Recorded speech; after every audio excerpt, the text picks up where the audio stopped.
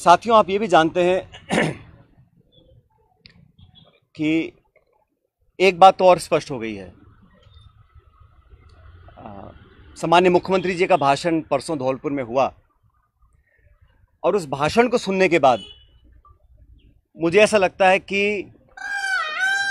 सामान्य मुख्यमंत्री जी की नेता आदरणीय श्रीमती सोनिया गांधी जी नहीं हैं, बल्कि उनकी नेता वसुंधरा राजे सिंधिया जी हैं। उनकी नेता सोनिया गांधी जी नहीं हैं, बल्कि उनकी नेता वसुंधरा राजे सिंधिया जी हैं। और एक तरफ ये कहा जा रहा है कि हमारी सरकार को गिराने का काम भाजपा कर रही थी, दूसरी तरफ कहा जाता है कि सरकार को बचाने का काम वसुंधरा जी कर रही थी। तो ये जो विरोधाभास है, इसको समझाना चाहिए। आप कहना क्या चाह रहे हैं, ये स्पष्ट कर देना चाहिए। आप सबको मालूम है, सरकार बनने के बाद मैं प्रदेश का उप मुख्यमंत्री था, प्रदेश अध्यक्ष था, और 2020 में देशद्रोह, राष्ट्रद्रोह के मुकदमे में मेरे पर कार्रवाई करने की कोशिश की गई थी। अनेक ऐसे प्रकरण हुए और हम सब लोग, और मैं स्पष्ट करना चाहता हूं कि मैं और हमारे कुछ साथी सरकार में नेतृत्व परिवर्तन चाहते थे। अपनी बात को लेकर हम दिल्ली भी गए और अपनी बातों को रखा। उसके बाद अखिल भारतीय कांग्रेस कमेटी ने लगातार चर्चाएं हुई और आज वो दुनिया में नहीं है, स्वर्गीय अहमद पटेल साहब, लेकिन उनके माध्यम से सब नेताओं से मुलाकात हुई और एक कमेटी का गठन हुआ, एआईसीसी ने किया। उसमें माखन साहब, वेणुगोपाल जी और अहमद पटेल जी सदस्य थे और उस कमेटी का एक काम था। और कमेटी जब गठन हुआ उस समय हम सब की बात सुनकर हमारी बातों को एक्सेप्ट किया गया और एक रोड मैप तैयार किया गया।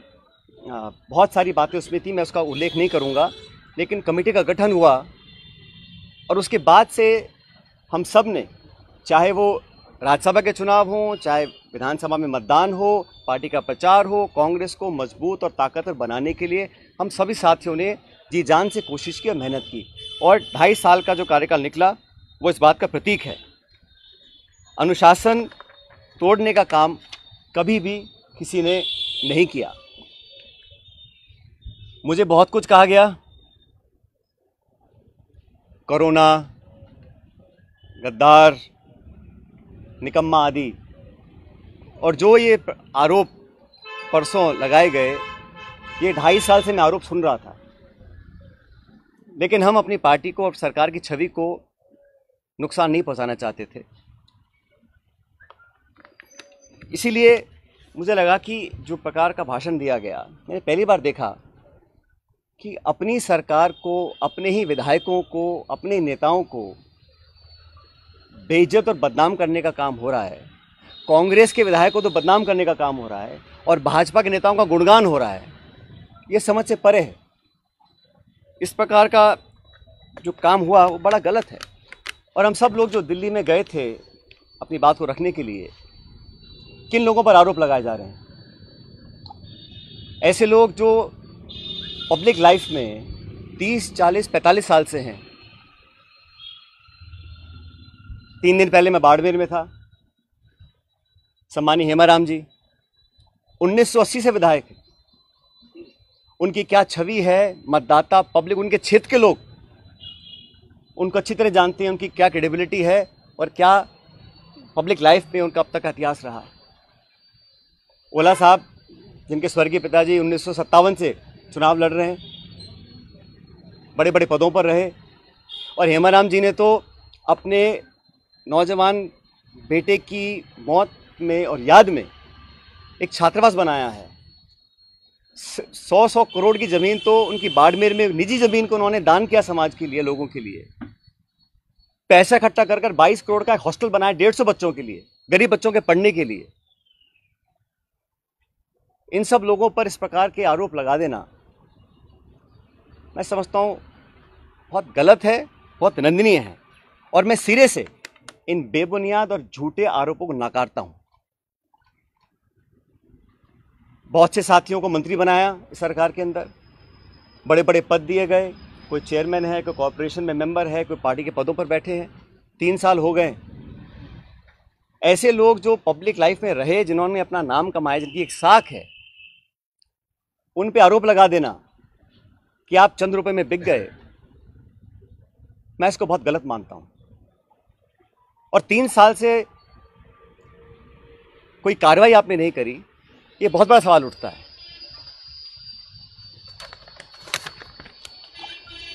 साथियों, हम दिल्ली में गए, अपनी बात को रखा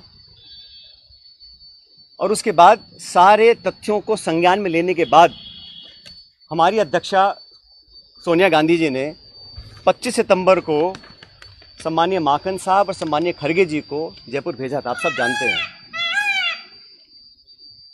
वो विधायकों की मीटिंग हो ही नहीं पाई। सोनिया गांधी हमारी पार्टी की अध्यक्ष थी उस समय। उनकी जो अवहेलना हुई, उनकी जो मानहानि हुई, उनकी जो बेइज्जती हुई, वो गद्दारी थी। इतने सारे विधायक, 20, 30, 40 पता नहीं कितने विधायकों को उनकी इच्छा के खिलाफ इस्तीफा दिलवाया गया, अपनी सरकार को संकट में खड़ा करा गया।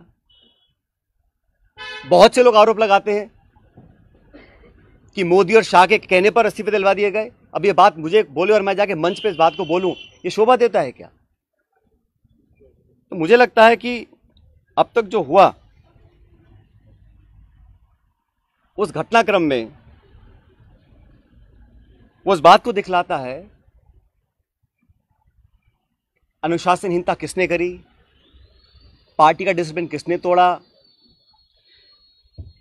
और सही मायने में संगठन को और सरकार को कौन मजबूत कर रहा है, कौन कमजोर कर रहा है। और अपने नेताओं को खुश करने के लिए बहुत सारे लोग तरह तरह की बातें करते हैं। कोई किसी की चुगली करता है, कोई किसी की चुगली करता है। मुझे बहुत सारे लोग आके बहुत सारी बातें बोलते हैं कि यहाँ हजारों करोड़ का घोटाला हो गया, यहाँ ये स्कैम हो गया। इन्हीं बातों को मैं मंच पर आकर इनका बखान करूं, ये शोभा नहीं देता। ये गंभीर राजनीति का परिचय नहीं है।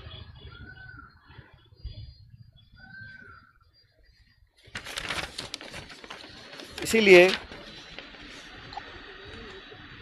मैं, आप जानते हो, पिछले 1.5 साल से चिट्ठियां लिख रहा हूं वसुंधरा जी के कार्यकाल में जो तमाम गंभीर भ्रष्टाचार के आरोप हमने लगाए, अशोक गहलोत जी ने लगाए, मैंने लगाए, मंचों पर लगाए, प्रेस कॉन्फ्रेंस करके लगाए, उनकी जांच क्यों नहीं हो पा रही थी। अब मुझे समझ में आ रहा है कि ये जांच अब तक क्यों नहीं हुई। मेरे चिट्ठियां लिखने के बावजूद मैं 11 अप्रैल को जयपुर में अनशन पर बैठा इस मांग को लेकर, लेकिन अब मैं नाउम्मीद हूं क्योंकि तथ्य सामने आ रहे हैं। कार्रवाई क्यों नहीं हो और क्यों नहीं होगी, ये बात भी स्पष्ट हो चुकी है। इसलिए मैं ऐसा मानता हूं कि हम लोग जो पब्लिक लाइफ में हैं, जनता ही भगवान है और जनता जनार्दन के सामने हम सबको नतमस्तक होना पड़ेगा। मैंने करप्शन की इशू को लगातार उठाया, पहले भी उठाया, आज भी उठा रहा हूं, आगे भी उठाता रहूंगा। जब जब मैं वसुंधरा जी के करप्शन की बात करता हूं या जो पेपर लीक हुए जिसमें लाखों बच्चों के भविष्य पर सवाल चिन्ह खड़े हो गए, उस पर कोई जवाब नहीं आता। इसलिए साथियों, मैंने निर्णय लिया है कि आरपीएससी, जहां से कई सारे पेपर लीक हुए, बहुत सारी वहाँ पे खबरें आई कि वहाँ पे तमाम भ्रष्टाचार हो रहा है, अजमेर स्थित आरपीएससी है। मैं 11 तारीख को, परसों, अजमेर से एक यात्रा निकालूंगा। जनता के बीच जाकर जनता की आवाज़ सुनेंगे, जनता के मुद्दों को उठाएंगे और जैसा मैंने शुरू में कहा, जनता जनार्दन है तो जनता के बीच जाना हम सबका दायित्व बनता है। और जो करप्शन के इश्यूज़ हैं, जो नौजवानों के इश्यूज़ हैं, जो पेपर लीक और पेपर कैंसिल के और नौजवानों के हितों से जुड़े मुद्दे हैं, उनको उठाकर मैं एक जन संघर्ष यात्रा निकालने जा रहा हूँ। जो 11 तारीख को शुरू होगी अजमेर से और जयपुर की तरफ हम लोग आएंगे। लगभग 125 किलोमीटर की यात्रा है। जन संघर्ष यात्रा लोगों के हितों के लिए, करप्शन के खिलाफ, नौजवानों के संरक्षण के लिए। उनकी आवाज़ को हम सुनेंगे, उनकी आवाज़ को बुलंद करेंगे और मैं समझता हूं कि सही निर्णय तब लिए जाएंगे जब जनता का पूरा हमारा साथ होगा, जनता का पूरा प्रेशर होगा। पद यात्रा है, जन संघर्ष पद यात्रा 11 मई को मैं अजमेर से शुरू करूंगा और हम जयपुर आएंगे। लगभग 5 दिन का समय इस यात्रा में लगेगा। जैसे मैंने कहा, ये यात्रा किसी के विरोध में ना होकर करप्शन के विरोध में है, नौजवानों के पक्ष में है। जो तमाम जनता में आज मुद्दे हैं, जो इशूज़ को लेकर हम राजनीति करते हैं, जिन इशू पर मैं हमेशा अपनी बात रखता आया हूं, उनके बीच जाकर, उनकी बात सुनकर, उनकी आवाज़ बनने की हम लोग कोशिश करेंगे।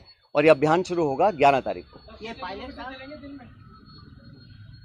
साहब अशोक गहलोत जी ने एक बात और कही जिसका आज ये पॉलिटिकल स्टैंड क्या रहेगा, क्योंकि सबसे बड़ी जो राजनीतिक उत्सुकता यही बनी हुई है कि आपका स्टैंड क्या रहेगा, पार्टी में रहकर संघर्ष करेंगे? मैंने कहा ना आपको, कुछ लोग ऐसे हैं जो चाहते हैं कि कांग्रेस कमज़ोर हो, कांग्रेस में फूट पड़े, और जैसे मैंने कहा बदनाम करने की, आरोप लगाने की, आलोचना करने की, चरित्र हनन करने की कहीं कोशिश अगर हो रही है तो उसको हम नाकाम करेंगे। हमारी पार्टी को जो लोग कमज़ोर करना भी चाहते हैं उनको हम होने नहीं देंगे। लेकिन पब्लिक इश्यूज़ पे जो मेरा स्टैंड पहले था वही स्टैंड आज भी है और आगे भी रहेगा। और जो करप्शन हुआ, जिसको हमने सैकड़ों बार पब्लिक में उसको एक्सेप्ट किया, उस पर 4.5 साल तक हम कोई कार्रवाई नहीं कर पा रहे हैं। मैं अब समझ रहा हूँ कि वो कार्रवाई हम क्यों नहीं कर पा रहे थे। कोई कारण तो होगा। मैंने चिट्ठियाँ लिखी, अनशन किया, आवेदन किया, आग्रह किया, बार बार किया, जोड़ कर किया। अगर कार्रवाई नहीं हो रही थी तो अब मुझे समझ में आ रहा है कि वो कार्रवाई क्यों नहीं हो रही थी। लेकिन किसी भी नेता से बड़ी जनता होती है, तो जनता के समक्ष हम जाएंगे, इन बातों को रखेंगे। और जो लाखों लाख बच्चों के पेपर कैंसिल हुए, जिनके माँ बापों ने अपना पेट काट कर उनके ट्यूशन के पैसे दिए, उनको साल 2 साल मेहनत करवाई, जो कभी ओवरेज हो सकते हैं, जिनका भविष्य के आगे उनको पता नहीं वो क्या करेंगे, जो विश्वास और जो एक क्रेडिबिलिटी होती है, अगर वो सिस्टम से ख़त्म हो जाएगी तो फिर आने वाला समय बहुत मुश्किल होगा। इन तमाम बातों को लेकर मैं जनता के बीच में जाऊंगा और लगातार पैदल यात्रा करेंगे अजमेर से 11 तारीख से।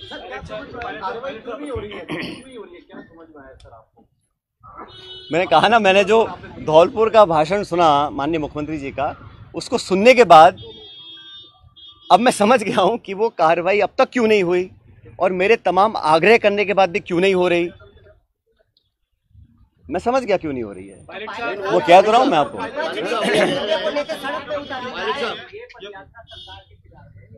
ये मैंने शुरू में कहा, ये यात्रा किसी के खिलाफ नहीं है। ये यात्रा करप्शन के खिलाफ है, भ्रष्टाचार के खिलाफ है। ये यात्रा नौजवानों के पक्ष में है, उनके हितों की रक्षा करने के लिए है। और जनता के बीच हम सबको जाना भी चाहिए। हम जनता के बीच जाएंगे नहीं और हम अपने ही विधायकों को, अपने ही मंत्रियों को, अपनी सरकार को बदनाम करते रहेंगे, बेइज्जत करते रहेंगे, तो हम जनता के बीच चुनाव लड़ने कैसे जाएंगे 6 महीने के बाद। 125 किलोमीटर की पदयात्रा रहेगी, उसमें जो जन समर्थन मिलेगा उसके बाद आप निर्णय लेने की बात कह रहे हैं। कौन सा निर्णय लेने की बात? मैंने कहा है हमें करप्शन के खिलाफ कदम उठाने हैं। अब तक हम वो संतोषजनक तरीके से नहीं कर पाए हैं, तो हम पब्लिक बीच में जाएंगे और जो हमने वादे पब्लिक में किए थे सरकार बनने से पहले, उन वादों को पूरा करवाएंगे। अभी 7 महीने बचे हैं चुनाव में, 8 महीने। मैंने कहा ना आपको शुरू में।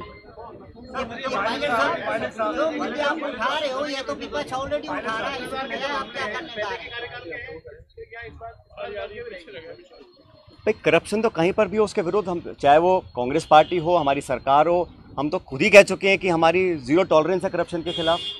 तो उस पर हमें खरा उतरना है। और जो मुद्दे संज्ञान में आए थे, मैंने पूरा लिस्ट पिछली बार आपको किया था, उनमें से कहीं कहाँ कार्रवाई हुई है।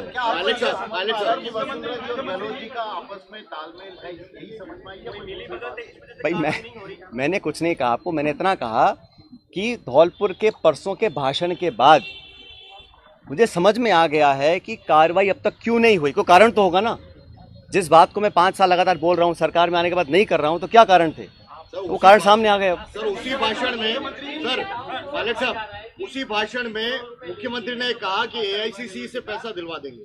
उसी भाषण में मुख्यमंत्री ने कहा ये इसका जब confidence के ऐसा साथ- है, मैंने आपको शुरू में कहा कि मैं किसी पे आरोप लगा दूं कि इसने 1000 करोड़ खा गया, 10,000 करोड़ खा गया, 1 लाख करोड़ खा गया, उसका कोई मतलब नहीं है। पब्लिक लाइफ में अगर तथ्य प्रमाण किसी के पास हैं तो कार्रवाई कर देनी चाहिए थी, अब तक क्यों नहीं करी। और ये जो पैसे की बात है, जिन लोगों का पूरा राजनीतिक जीवन सिर्फ पैसे के दम पर पनपा हो, शायद उनको हर चीज़ में पैसा नोट दिखाई देता है। ऐसा नहीं है, पब्लिक जज्बात भी कुछ होते हैं, पब्लिक वोट भी कुछ होती है, पब्लिक इमेज भी कुछ होती है। जिन लोगों की राजनीति सिर्फ पैसे के दम पर चलती आई हो, उनको हर चीज़ में अगर पैसा दिखता है, उसका मेरे पास कोई जवाब नहीं है। सर, AICC का सबूत भी है, ये जो पैसा लिया गया है और अलग मैं 3 साल से बातों को सुन रहा हूँ। मैंने बार बार कहा है कि करप्शन के खिलाफ हम सबको लड़ना है।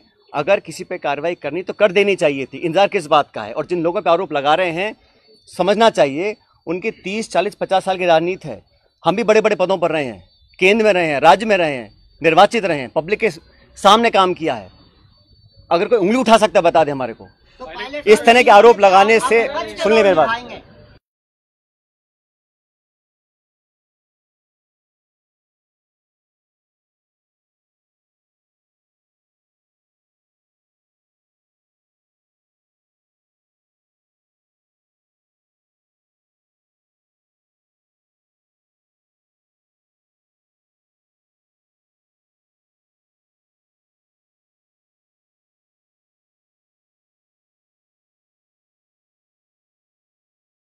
अरे मैं कह रहा हूं किसी को किसी भी करप्शन के चार्ज कहीं किसी पर भी हो, अगर तथ्य हो तो कार्रवाई कर देनी चाहिए। अब तक क्यों नहीं करी कार्रवाई किसी ने भी। पायलट साहब, ये आरोप लगाना, सुनिए मेरी बात, विधायकों पर, कांग्रेस के विधायकों पर, जिनके दम पर हम मुख्यमंत्री बने हैं, सोनिया गांधी जी जिनके आशीर्वाद से मुख्यमंत्री बने हैं, आप उन्हीं को बदनाम करेंगे, उनकी आलोचना करेंगे, उनको बेइज्जत करेंगे, तो पब्लिक सवाल नहीं पूछेगी हमसे 6 महीने के बाद। इस प्रकार के निराधार आरोप लगाना कोई बहुत गंभीर राजनीति का परिचय नहीं है। तो मानहानि का दावा करेंगे, इसका- मानहानि का क्या कह रहे हैं? दर्ज करवाओगे क्या गलत के खिलाफ? मैं कह रहा हूं ना, एक तरफ तो आरोप लगा रहे हैं कि भाजपा सरकार गिरा रही थी, दूसरी बात कह रहे हैं कि वसुंधरा सरकार बचा रही थी। तो मैं समझ नहीं आया बोलना क्या चाह रहे हैं, कौन गिरा रहा था, कौन बचा रहा था। हमारा सब समझौता दिल्ली में हो गया, कमेटी ने निर्णय ले लिया, हम सब समझौते के बाद जयपुर आए, सदन में पेश हुए, हम सब ने एक स्वर से अपनी सरकार का समर्थन किया, हर मतदान कांग्रेस के पक्ष में किया, राज्यसभा का चुनाव हो, मध्य विभाजन हो, हर जगह 2.5 साल से हम सब लोगों ने अपनी कथनी करने में कोई फर्क नहीं रखा। मैं तमाम अपनी आलोचना सुनने के बाद जो मुझे कहा आप सब जानते हैं। मैं भी तर्क दे सकता था, जवाब दे सकता था, लेकिन मैंने शासन में रहा, मुझे पार्टी की चिंता है, सरकार की चिंता है, इसलिए मैंने बोला नहीं। लेकिन इस प्रकार के पब्लिक प्लेटफॉर्म पर आकर अगर कोई किसी का चरित्र हनन करेगा तो उसका जवाब तो जनता को देना ही पड़ेगा। क्या आपको पार्टी छोड़ने के लिए मजबूर किया जा रहा है? मैं यात्रा निकाल रहा हूँ पब्लिक इश्यूज को लेकर, और मैंने कहा ना, अगर कोई चाहता है कि कांग्रेस को कमजोर करने की कोशिश करेगा तो उस कोशिश को हम नाकाम करेंगे।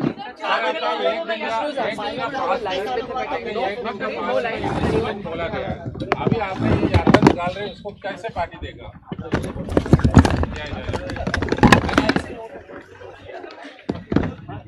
अरे निकाल